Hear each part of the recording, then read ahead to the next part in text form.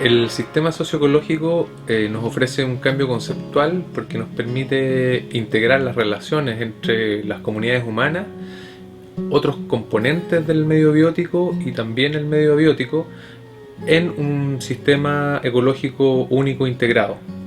En el caso del humedal del río Cruces y sus ríos tributarios, un sistema socioecológico estaría integrado por las comunidades humanas, sus asentamientos, y la flora y la fauna que también hacen parte de él, y nos permitiría por lo tanto integrar este análisis no como elementos separados, sino en sus relaciones. Los servicios ecosistémicos, en términos simples, se pueden entender como los beneficios que los ecosistemas generan a las poblaciones humanas. Igualmente los podemos entender como los componentes de los ecosistemas que contribuyen a satisfacer bienestar humano, como por ejemplo en términos de salud, seguridad, relaciones sociales y bienestar material. En el caso del humedal del río Cruces, un servicio ecosistémico muy importante es la prevención de inundaciones, que contribuye al bienestar material de las personas, pero también a su seguridad. Uno de los insumos fundamentales en la identificación y mapeo de servicios ecosistémicos y su valor social es el conocimiento ecológico local que poseen los habitantes del humedal del río Cruces. Nuestro trabajo se centró en el mapeo de áreas de provisión de servicios ecosistémicos y en el mapeo de su valor social. En el primer caso, se trabajó con un grupo de científicos y profesionales vinculados al humedal del río Cruces, donde ellos básicamente vinculan funciones a servicios ecosistémicos y posteriormente trabajando sobre un mapa del humedal identifican y delimitan áreas proveedoras de estos servicios. En el caso del mapeo del valor social, trabajamos con un grupo de actores locales clave y ellos trabajan de una manera similar, también con un mapa del humedal, pero verdaderamente lo que delimitan son áreas de valor. Es este conocimiento ecológico local de las personas que habitan el humedal lo que nos permite identificar las áreas de provisión de estos servicios. En el humedal del río Cruces identificamos 9 servicios ecosistémicos que se clasifican en 3 grandes grupos: los servicios de regulación, los servicios de provisión y los servicios culturales. Dentro de los servicios de provisión, por ejemplo, está la producción potencial de cultivos y forrajes, que tiene que ver con la capacidad de los suelos y gracias a la fertilidad de los mismos de poder albergar cultivos y forraje que benefician finalmente a comunidades que habitan cerca del humedal. Otro ejemplo es la regulación del clima. Gracias a la capacidad de almacenar carbono en forma de biomasa, este humedal y otros humedales también son capaces de mitigar los gases de efecto invernadero y así mitigar el cambio climático. En el humedal del río Cruces, luego del mapeo con el grupo de científicos y profesionales del sector público, pudimos concluir de manera preliminar que el cuerpo acuático del humedal y sus ríos tributarios concentran la mayor intensidad de servicios ecosistémicos y los alrededores del humedal y de sus ríos tributarios concentran la mayor diversidad de servicios ecosistémicos. Los humedales están entre los ecosistemas más vulnerables a distintas presiones, tanto naturales como antrópicas. Entre las naturales, por ejemplo, en el caso de nuestro humedal, los terremotos, y dentro de las presiones humanas, el cambio de uso de suelo, la expansión de plantaciones, específicamente la urbanización. Y en esos escenarios es muy importante seguir estudiando qué podría llegar a pasar con los flujos de servicios ecosistémicos en mediano y largo plazo y cómo eso afectaría el bienestar de las personas.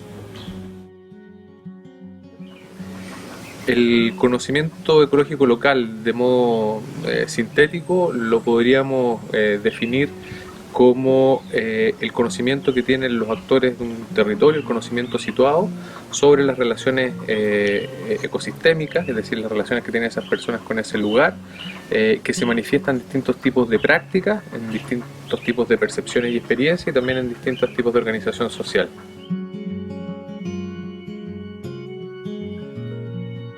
Para los 30 años atrás que empezó a llegar más cine acá, luego de ya poco llegaban, pues ya 2, ya 4, después empezaron a llegar más hasta que el cine ya estaba lleno abajo, se veía bonito. Bueno, nosotros aquí vivíamos un poco de lo que sembrábamos, de la pesca, de las aves que existían en el río.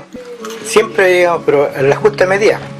Ahora sí, nosotros bebíamos del agua del río, nosotros íbamos a buscar agua del río para beber aquí en la casa, para darle a los animales, para cocinar.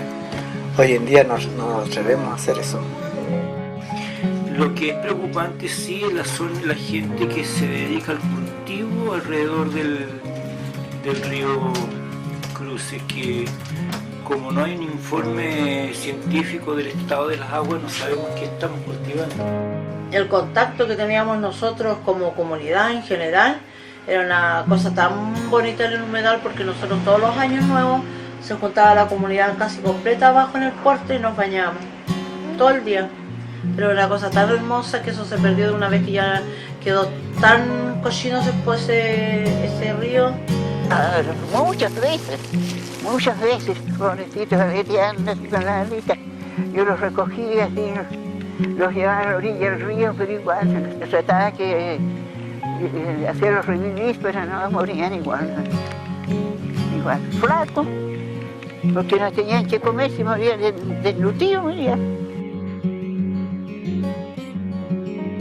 Decir que es un conocimiento situado significa que nosotros podemos identificar las comunidades, habitantes o grupos de personas que están más directamente involucrados con el humedal y sus ríos tributarios, y aislar o separar algunos parámetros socioculturales que nos permitan justamente identificar esas relaciones más precisas de los habitantes del lugar con su entorno, lo que conocen de la fauna, de la flora, de relaciones sociales, de las transformaciones de ese entorno, y que después se expresa en prácticas, en conocimiento, en ideas, experiencia y percepción. Entonces nosotros lo hemos hecho básicamente a través de 5 parámetros.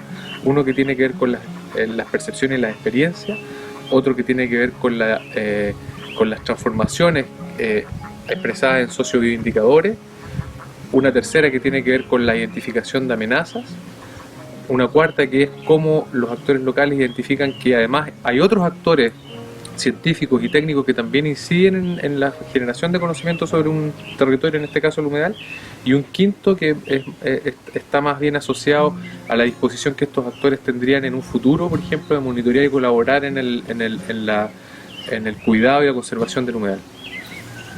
El conocimiento ecológico local varía en el tiempo, porque el conocimiento no es una categoría fija, es una categoría que se construye a partir de los aprendizajes de las personas, ¿no?